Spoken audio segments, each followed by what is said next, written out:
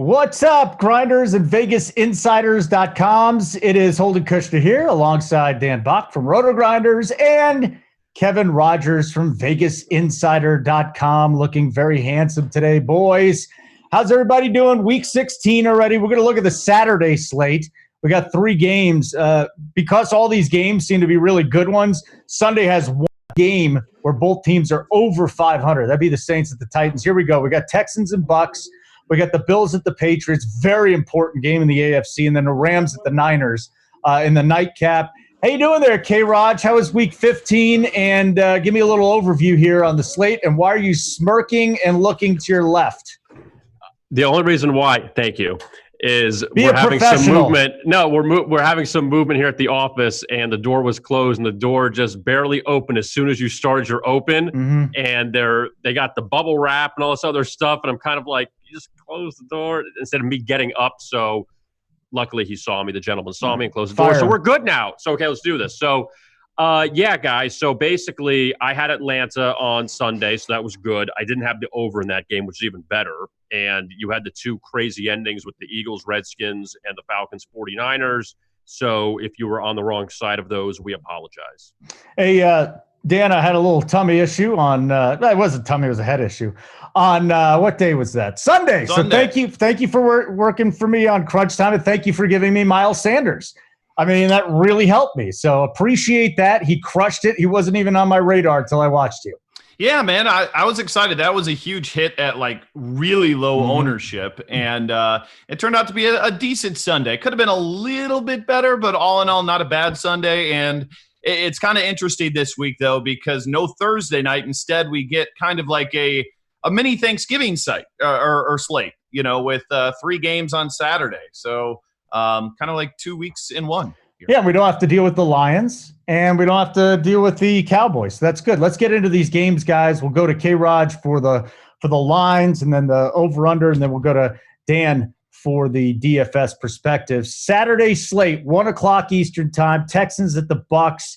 This was Bucks -1 about a week and a half ago. Now it's the Texans -3. So, K-Raj, I don't know which Texans team is going to show up. I do know that the Bucks are completely depleted offensively, but Jameis can go out there and throw it 50 times anyways. Give me your sense first on this line here. Is Houston 3-point favorites on the road? You totally hit on the head, Holden, as far as the Texans. Which team are you going to get? And they've been so good off a loss this year, and that worked out last week against Tennessee in that victory over the Titans. But now they go from a road underdog to a road favorite in this spot against Tampa Bay, where we know the Bucs are not going to the playoffs, but they still want to finish at 500, which is still a very good possibility here down the stretch. But for Tampa Bay, when you see what they've done during this 4-game winning streak, I go back to who have you beaten? Detroit with a backup quarterback. The Colts, who we see have just totally melted down over the final half of the season. Jacksonville, who has fallen apart. And Atlanta, who, even though they played better, still Tampa Bay went in there and they caught the Falcons off back-to-back road wins over Carolina and New Orleans. So you kind of were able to catch them in a bad spot. And they beat Arizona earlier this season. They barely covered that game. The only win they have over a team with a winning record is the Rams back in September. So Tampa Bay, yeah, they've cleaned up. Jameis is throwing the ball all over the place. No Mike Evans. But I think with the Texans here, seeing that they have the AFC South on the horizon to win that title and try to avoid that Week 17 game against Tennessee, making that the AFC South Championship, I think Houston will come out and play well this Saturday. All right, DB, if we start at quarterback here, at least on DraftKings, the 2 highest priced QBs are right here. You got Winston at 6,900. You got Watson at 7,000. Pick your poison. But, from here, you're going to probably have exposure to everybody if you're playing in GPPs. But if you had to pick one, Watson or Winston, with that depleted wide receiver core, again, Rashad Perriman's going to be their number 1, who I loved last week, and I think I'm going to like him again this week. But Watson or Winston? Yeah, I think you got to go Watson. I mean, simply because he's got, better receivers to throw to. He gives you the opportunity to run the football with his legs. That's more fantasy points that way. And they're favored by 3 points. Now, I will say, though, this does feel like an odd spot, an odd line. Houston only a 3-point favorite here. a team that obviously is competing to make the playoffs, positioning, all that jazz in Tampa Bay. Even though their coaching staff's clearly coming back, they want to finish 500, but ultimately not a lot to play for. Their two best offensive weapons, and Godwin and Evans, are out, and they're still only 3-point dogs in this one. I would have thought they would be closer to like 5, maybe even 6 here against Houston, considering the targets that Jameis Winston's going to have to throw to here. I mean, Perriman looked great last week, but if you bracket coverage on him, who's left? You've got the corpse of O.J. Howard. You've got Watson. Scotty Miller. Scotty Miller might not even play. I mean, he left last week with a hamstring himself. I mean, the last guy that we've got even in the player pool on DraftKings is some guy named Ishmael Hyman. I've never even heard of the dude. So that's K. Rogers' cousin. So I don't know. I mean, I saved that one for you, Holden. Yeah. Not in the tribe, boys. Not in the tribe. Go on. So I mean, I think it's just an interesting line to look at. That it's even this competitive of a line of just a field goal here, considering what's at stake and the injuries that exist. Because let's face it, the one position they have that's healthy is the running back spot. But Tampa doesn't want to run the ball. So it's a curious line from me, and it's also making me hesitate a little bit on the DFS side of things. But definitely Watson over Winston.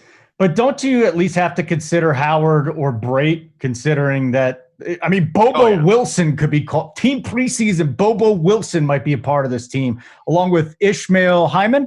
I mean, there's some names going on here. And I to tell you the truth, I think at GPPs, any of these guys are worth a shot. And you talk about bracket coverage. I still love Perriman. I mean, he's just going to get the volume. If Jameis is going to throw it 50 times, this guy's getting at least 10, 12 targets. I'll take that. Yeah. Will he do anything with him, though? I mean, we'll see. I mean, he's a number 3 who's moving into a number 1 spot. That's a huge jump. And yes, he was 6 for 113 last game, had those 3 touchdowns, but half of that game was with Chris Godwin out on the field. I think you nailed it, though. I think it's the tight end spot to look to, a Howard and or a Brate. I mean, Brate's 3,500. I think he's probably going to be overlooked. And at least he's a target that we know Winston has been comfortable with historically. So Howard, had, I think, 7 or 8 targets last week. Had 5 the week before. He's double-digit fantasy points in 2 of the last 3 games. And you kind of nailed it. Like, the ball has to go somewhere. We figure Houston's going to score. So where do we run it back with Tampa? I think a lot of people are going to go to Perriman. I might not do it. I think the tight ends are a much better call here from the Tampa Bay side. All right, so K-Raj, this opened at 53 with the total. Now it's down to 50.5, 51. That's a nice number. The Bucs do put up some points. Does Houston have enough defense to shut that down so we don't get to 50? The problem is the Houston defense has just been so up and down this year, Holden. When you look at a good defensive performance, I mean, I don't even know if it was a good defensive performance. They held the Titans to 21, who were on a 7-0 over streak with Ryan Tannehill. So I guess you can call that a nice victory with 21 points allowed to Tennessee. But Tampa Bay, it's hard to ignore this overrun they've been on, that they've hit the over in 11 of 12 games. And they hit it last week. They had the pick 6 late, and obviously Jameis had a huge game. But at the same time, when you look at these numbers they put up, 38, 38, 35 over this winning streak, even 30 against Arizona, that this is a team that can obviously score. We know Houston has the potential to put up the numbers. And, you get both these teams 26, 27 apiece, it goes over the total. And I just can't think that the Buccaneers are going to stop anybody. And now the Buccaneers actually face a decent quarterback in Deshaun Watson after not facing one the last few weeks. So I would lean over just because of what the Bucs have done in these high-scoring games in Houston. They definitely have the potential to score too.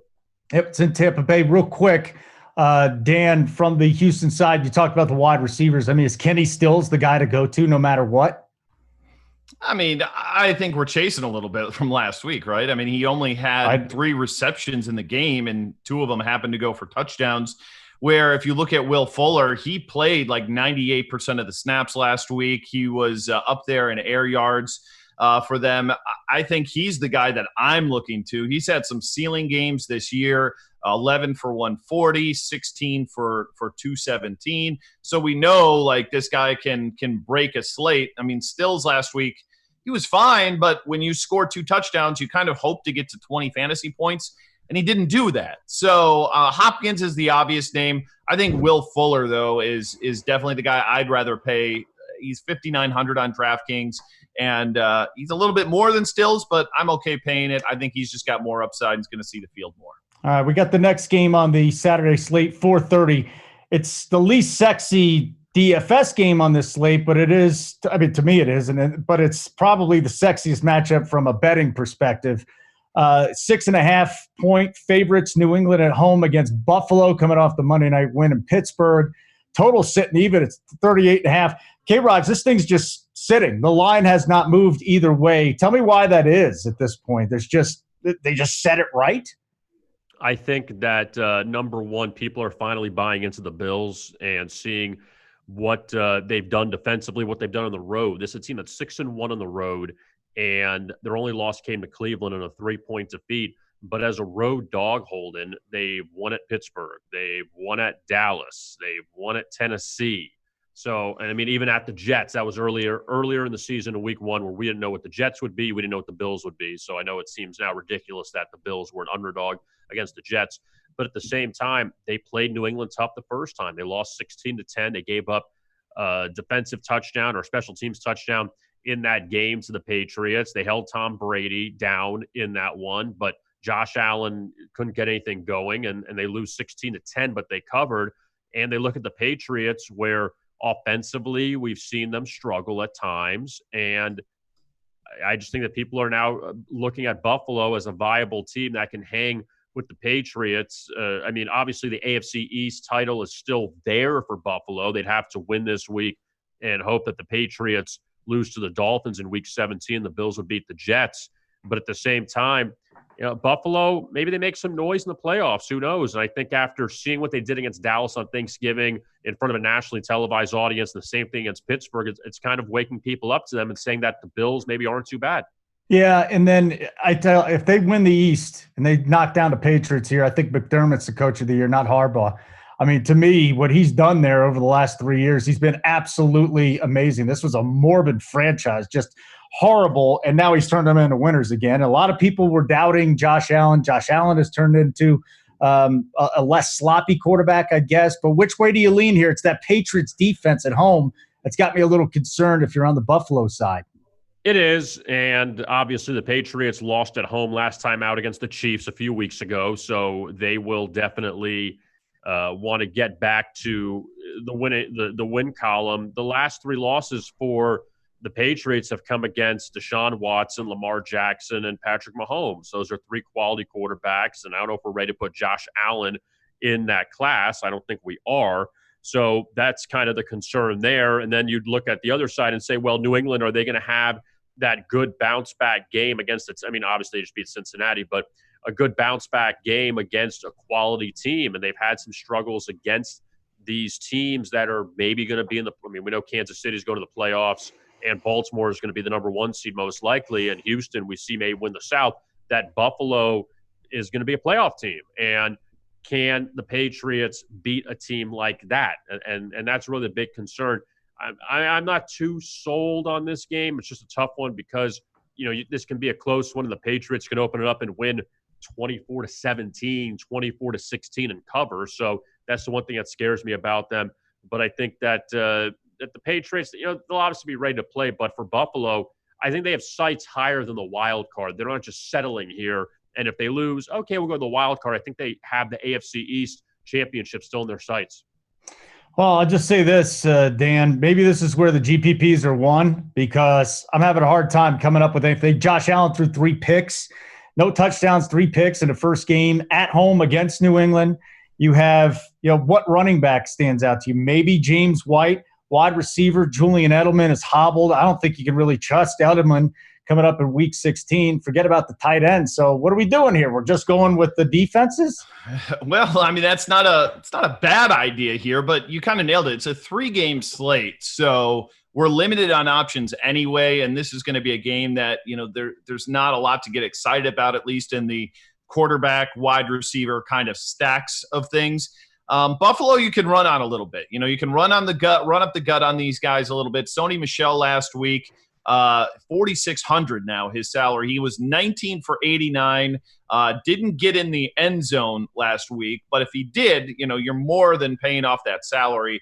And then, of course, James White. He's a guy who has really stepped up this season, the second half of the year, getting more involved in the passing game. And they need him to, because you nailed it. Edelman's a guy who's banged up right now. And with Tre'Davious White, one of the top corners out there, is there anywhere else we can potentially look for New England? And call me crazy because he's been a complete and utter waste this year. But this could be a spot at 3,800. I think we can fire up Mohamed Sanu. He had 8 targets last week, only managed 13 yards, but at least is still getting looks. N'Keal Harry scored a touchdown, but still only 4 targets for him, not in nearly at the as the level of Sanu. So at under 4K, I think he's a interesting one-off for us in this game. And you nailed the tight ends. There's really nowhere I want to go. So the Buffalo side, the one name I think we can look at here, it's not going to be John Brown. He's got to be the one that's facing Stephon Gilmore, who, by the way, I don't know if he's getting consideration for Defensive Player of the Year, but that guy has been incredible and should be. So I think it could be a Cole Beasley week. Last time I told you it was Cole Beasley week, we had 6 for 110 and a touchdown on Thanksgiving. This could be a week where he's the one that needs to get those targets, because throwing to Gilmore, it's been a losing proposition this season, and I don't see it working here. I think Gilmore's the best cornerback in the NFL. I'll tell you that right now. He's just shutting everybody down. What he did to Amari Cooper was terrific too. But, the other thing, if you go to a showdown slate real quick, I could see using the Patriots defense. If you really want to get, as a captain, if you really want to get crazy, Buffalo. But maybe we got angry Tom Brady now. He has to catch up to Drew Brees in the touchdown. I don't know. I just don't. I don't know if he's got it anymore, but we're about to find out. K-Rod's total is 38.5. Can we get a couple defensive touchdowns? This is a low total. It is. We saw 37 in the Pittsburgh game on Sunday night, and it obviously stayed well under at 17-10. And for Buffalo, they've 11-3 to the under this year on the road. Under at Pittsburgh, under at Dallas, under at Cleveland, under at Tennessee, under at the Jets, all's a road dog. So in that position, they have fared well, and we saw how New England struggled to score against them when they met in Buffalo earlier this season. I usually like to say, and I think I said this last week, about the flip-flopping on the second matchup. It didn't work out for the Bears-Packers last week, even if they almost had that lateral play at the end that almost pushed it over. But it's just hard to think that these two teams will light it up. Even if New England blows them out, I can't see this being a 35-17 game. I just don't think that's the case. New England, if they run away with this, they could win at 23-7 and stay way under the total. I just can't see where Buffalo will match New England point for point in a high-scoring game. I think this stays under. DB, was that you sighing, or was my dog passed out in the corner? That was me. I kind of agree with you. It's just such a bad spot for both these offenses.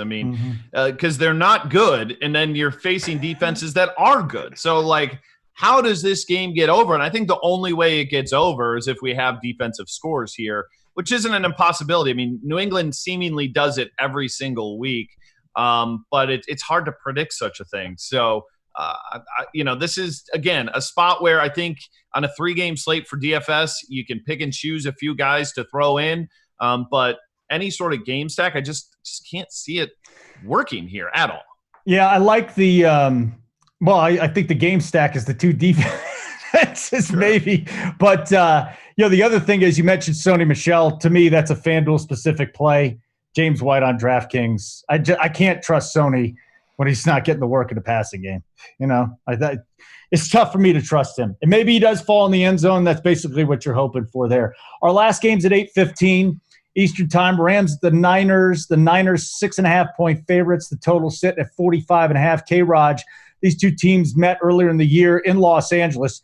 It was a spread where the Niners, I think, were 3-point favorites at the time. And Then the Rams lost 20-7. This was a blowout. I do wonder, even though the Rams look like garbage, this is still a team with some offensive firepower. San Francisco defense is really good. 6.5 points. Can the Rams keep it within 6.5? That's the big question here.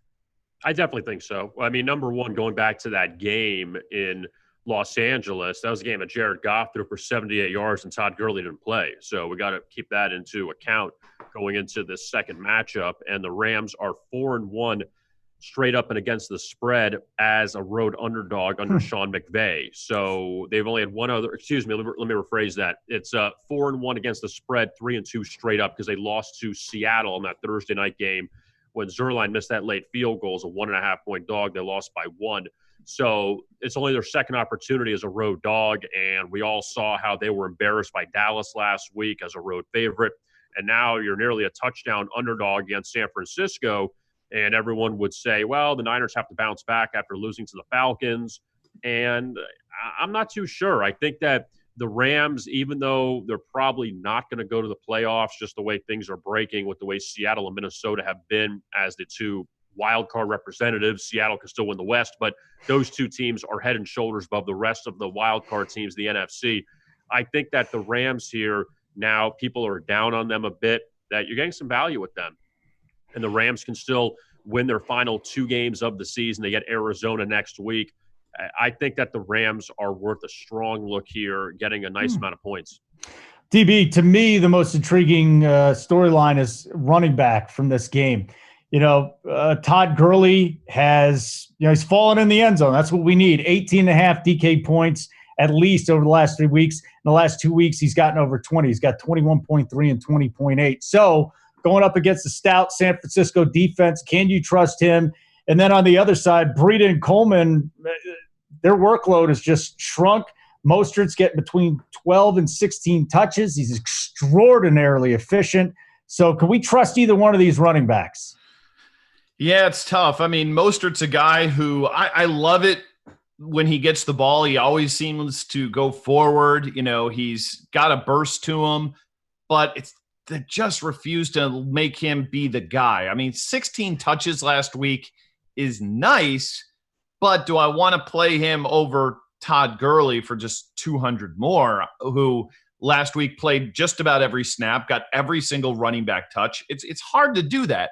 So this is a tough spot. This is a real interesting game because I don't know that I trust Jared Goff at all against the pass rush that he's going to have here. But yet you've got some pretty decent valued receivers. A guy like Brandon Cooks. Yes, he's been totally out of the rotation here lately, but only 4,300, did get some looks last week. Kupp, he's 6,600, and he's got touchdowns in 3 consecutive games. So it's tempting.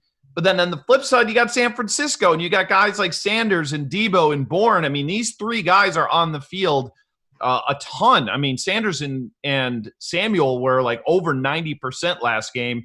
It's a really interesting spot because that San Francisco team just spreads it out so much that it's hard to, invest in any one player but George Kittle.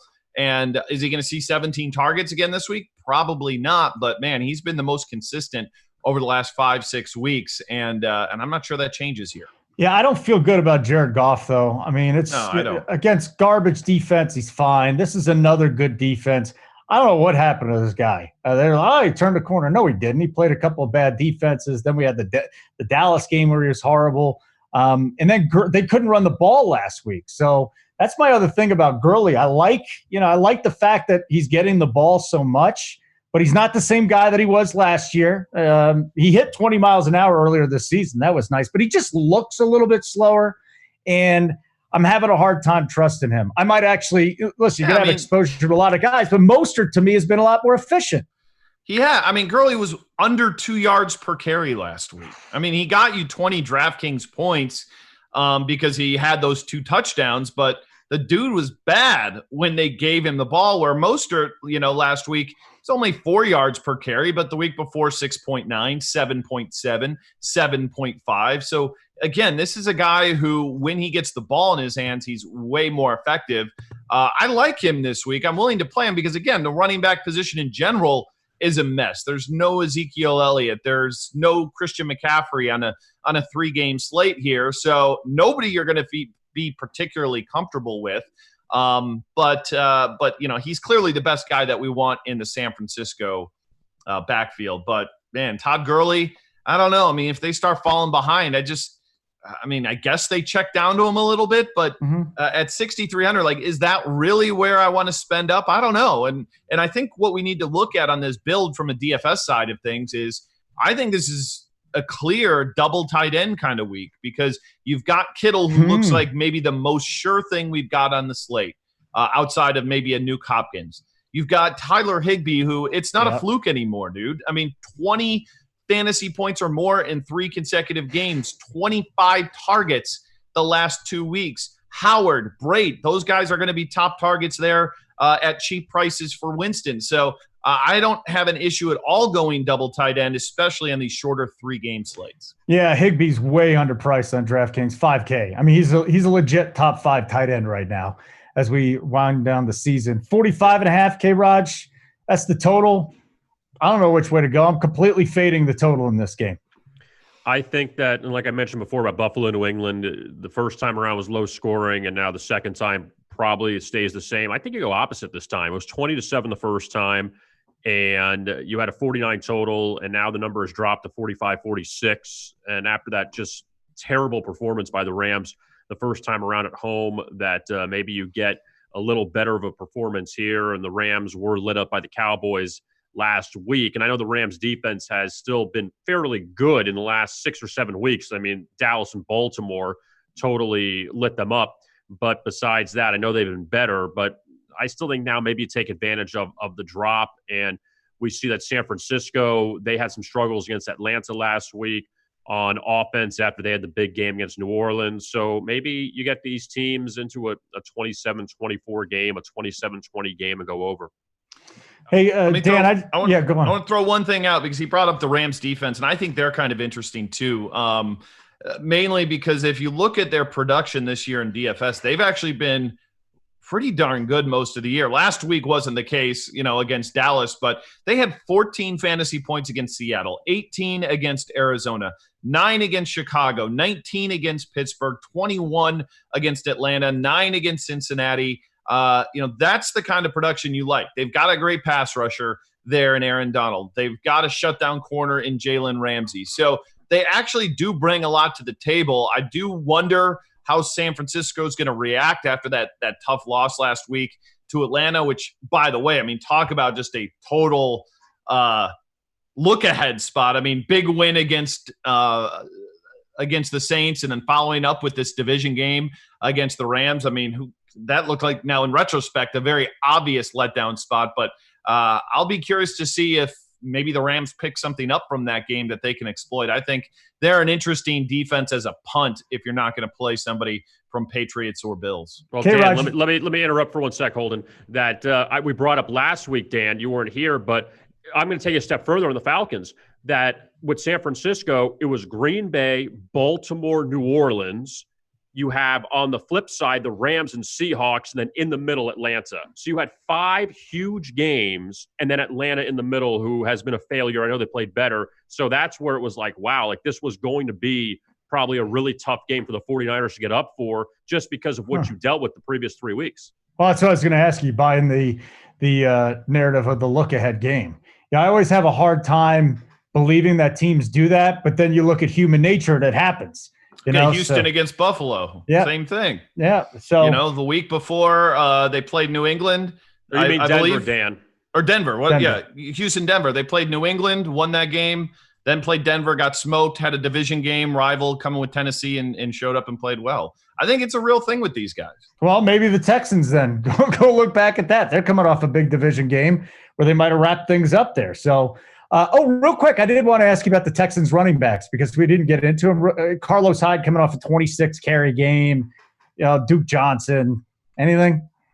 Duke is interesting just because of the reception floor he has. I mean, last game it really wasn't there against Tennessee, but he had 6 receptions against Denver, 5 against New England. I mean, that's 11 fantasy points before you count anything else. Obviously, he isn't going to get a ton of carries. I'd much prefer to go there than Carlos Hyde, who I called him a slug on numerous occasions. And even though he got there last week against Tennessee, against Tampa Bay, a team that's really good and stopping the run, just feels like a bad spot.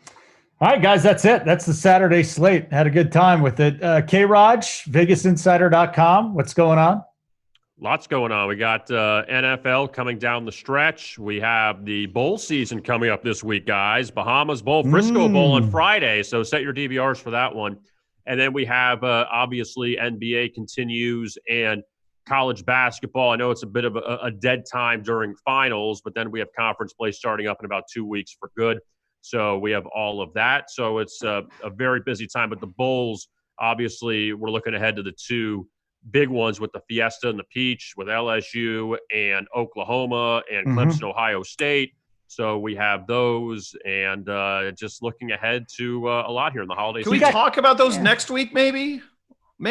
Bowl games? Yeah. I'm great lines with that, and lineups, right? It is lines and lineups. Yeah. Well, let's cut down on the NFL. 3 games there, 2 college games. That'll be a lot of fun. I'd enjoy that. I like it. Yeah, plus you're poo-pooing college hoops. Kansas Villanova this weekend. Come on.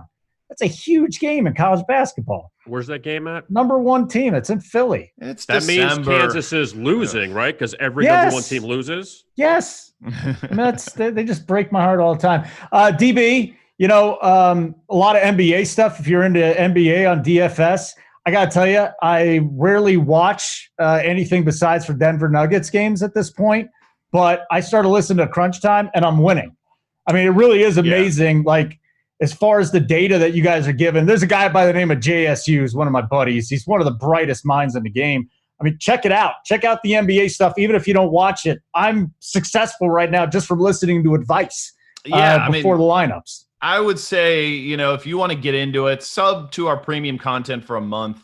Mess around with Lineup HQ. Watch our Crunch Time show. You can download the Lineup HQ Express app, and you can build build your lineups, on a lineup builder right on your app. It makes it so much easier. Give it a try. You definitely might be surprised how successful you're going to be, even if you're not a huge NBA guy. Also want to pump up college football. Bowl season is here for DFS as well. So $40. It's going to be $40 for the rest of the bowl season. You're going to get all of our content, access to Lineup HQ, and all of our expert picks that we have for DFS, including sports betting, where as a group, I think we finished at upwards of like 59% on our weekly picks. We gave 2 picks each per person, so pretty profitable there. So check that out. Again, that's standalone, separate of our premium product that includes NBA and NFL. But if you want to do college, check that out. And one little preview, if you're on the Sharpside app, don't forget to be making your free little wagers on there and start doing the lock bets, because we've got a promotion centering around those. And the more of those you have when this promotion starts, the better off you're going to be. So you get basically 1 lock pick at a time. Any line under 140 or less, you can make that your top bet, your lock bet, and you try and build a streak on that. And look for that to be launching here fairly shortly. But get ahead of it. K-Raj, you should be rolling with that, man. Completely crushing it. Come on, you got the advantage. You're a Vegas insider, man. We're just lowly grinders.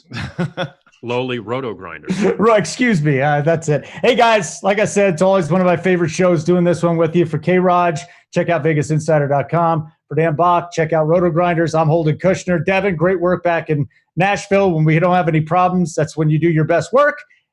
We never have problems. Never. Take care, everybody.